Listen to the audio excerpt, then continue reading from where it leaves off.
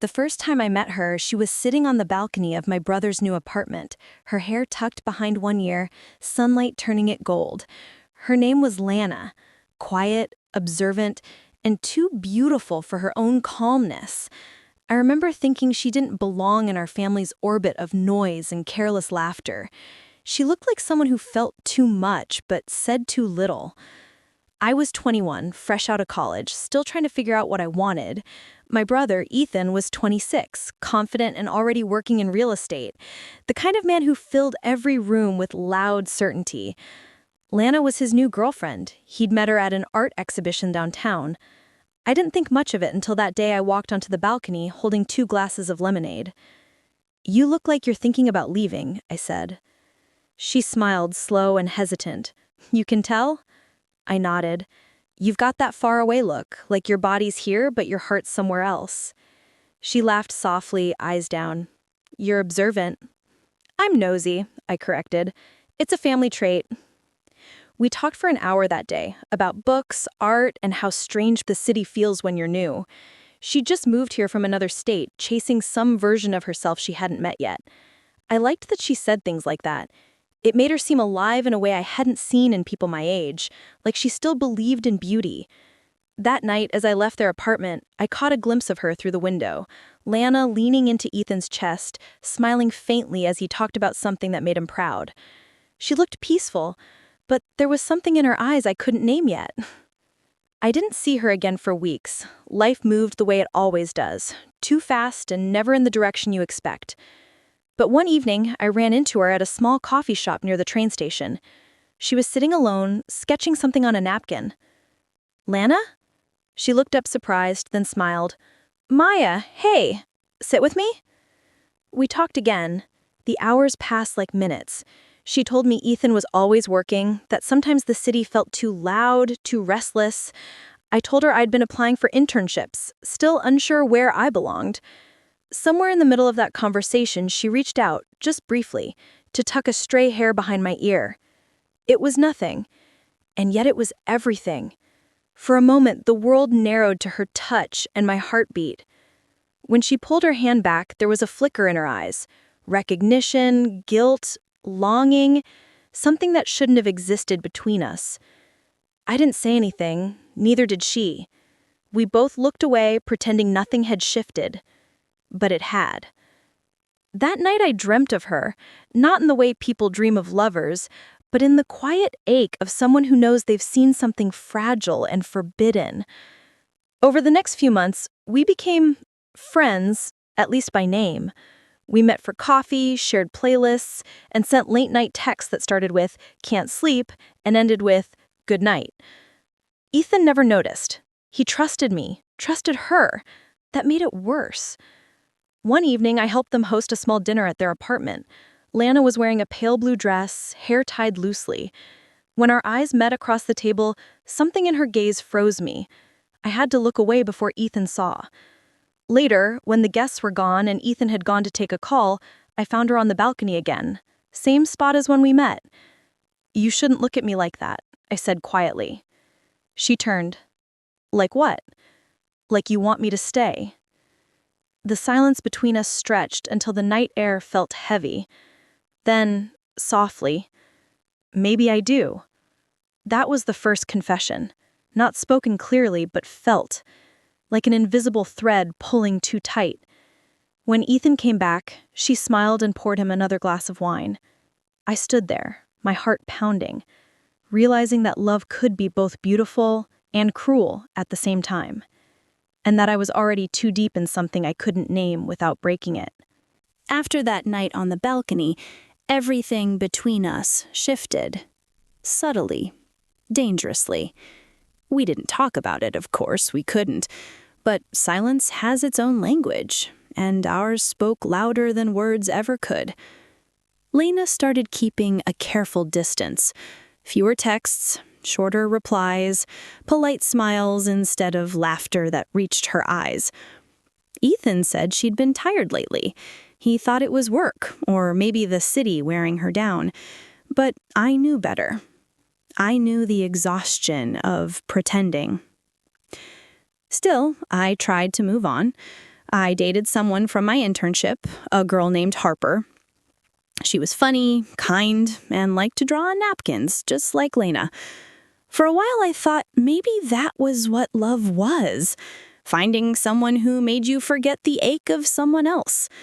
But every time Harper touched my hand, I remembered how Lena's fingers had felt brushing my hair away that night. One weekend, Ethan invited me to join them at a cabin upstate. "It'll be fun," he said. "Just the three of us. Fresh air, no city noise." I almost said no, but some part of me, the part that hadn't learned its lesson yet, said yes. The cabin was small and beautiful, surrounded by tall pine trees and the kind of quiet that makes you hear your own heartbeat. Lena was there when I arrived, her hair messy, wearing a soft wool sweater. She smiled when she saw me, a smile that was welcome and warning. The first night, we sat by the fire. Ethan fell asleep early on the couch, half a glass of wine still in his hand. Lena and I stayed up, talking softly, about art, about the sky, about everything except the one thing that hung between us. At some point, she leaned back, eyes closed, listening to the sound of the rain outside. "I miss quiet like this," she murmured, "where you can just feel." I looked at her profile in the firelight, the curve of her jaw, the way her lashes trembled when she blinked. "Do you?" I asked softly. "Feel?" Her eyes opened, slow and heavy. "Too much," she whispered. Something inside me broke then. Maybe it was restraint. Maybe it was the illusion that I could keep pretending. I stood, crossed the small space between us, and stopped in front of her. She looked up at me, uncertain, but she didn't move away. "Lena," I said, her name barely a breath. "Don't," she whispered, but her voice trembled. I didn't listen, or maybe I couldn't. I bent down and kissed her. It wasn't a perfect kiss. It was hesitant, trembling, too full of everything we'd been holding back for months. But it was real. It was human. It was ours. When I pulled back, she was crying.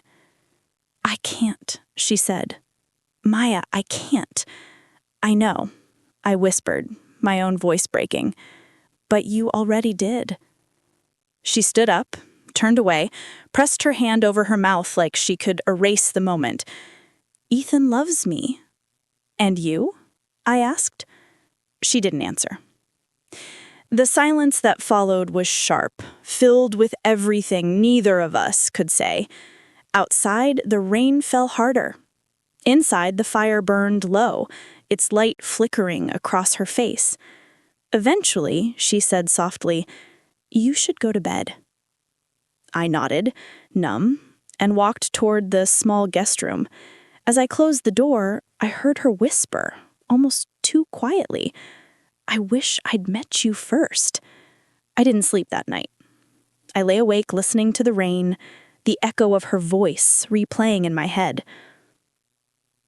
The next morning, she avoided my eyes.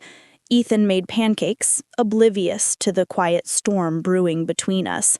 We ate, smiled, pretended. When I left that afternoon, Lena hugged me, brief, careful, polite, but her fingers lingered on my arm for a heartbeat too long, and I knew we were both trying not to tremble. Back in the city, I didn't see her for months.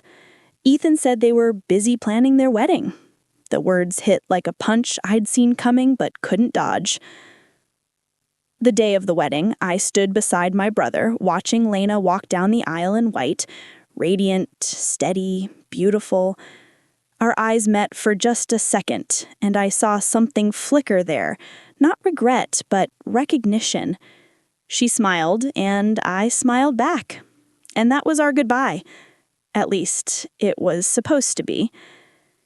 3 years passed. I moved apartments, got promoted, learned to live without looking for her in every face I passed on the street. Then one evening, walking home from work, I saw her again. standing outside an art gallery, holding a small umbrella in the drizzle. Maya? My heart stopped. Lena. She looked almost the same, only softer, sadder. There was no ring on her finger.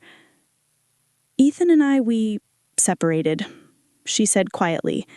It wasn't because of you, but maybe you showed me what I was missing. We stood there in the rain, not knowing what to say. The years had changed us, but that ache, that old, familiar tenderness was still there. Finally, she smiled. You still make me feel too much. I laughed, a sound that felt like both release and surrender. The light from the gallery spilled across her face, catching the rain in her hair like stars. She took a small step forward. Do we dare? I hesitated, remembering everything. Ethan, the years, the hurt. And then, softly, maybe this time we start as ourselves. She reached for my hand. I let her. And for that moment, in the rain, it felt like time had folded back on itself, like the world had finally caught up with us. We started quietly. No big declarations, no promises, just coffee on Sundays, long walks through the park, and that familiar silence that had once been unbearable, now tender, filled with understanding. Lena was free now, technically, but freedom comes with ghosts, and hers were heavy. Sometimes I'd catch her staring out the window, her fingers tracing the steam on her cup, lost somewhere between memory and guilt. I never asked what she was thinking. I just stayed, quietly, patiently, knowing some hearts take time to learn the shape of peace. We spent months like that. The world felt gentle again. We went to art exhibits, got lost in bookstores, laughed over cheap wine in my apartment that smelled faintly of lavender and rain. One night, while watching an old French film, she turned to me suddenly.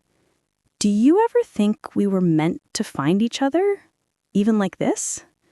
Her voice was so small, so fragile that I almost didn't answer. But I did.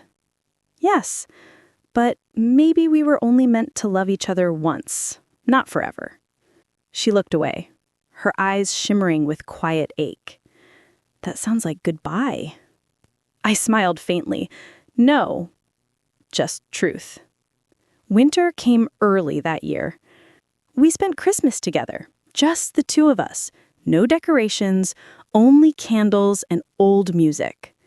She danced barefoot on my living room floor, laughing as the wax dripped and the record skipped. Don't you ever wonder, she said softly, what would have happened if I'd met you before Ethan? I admitted, all the time.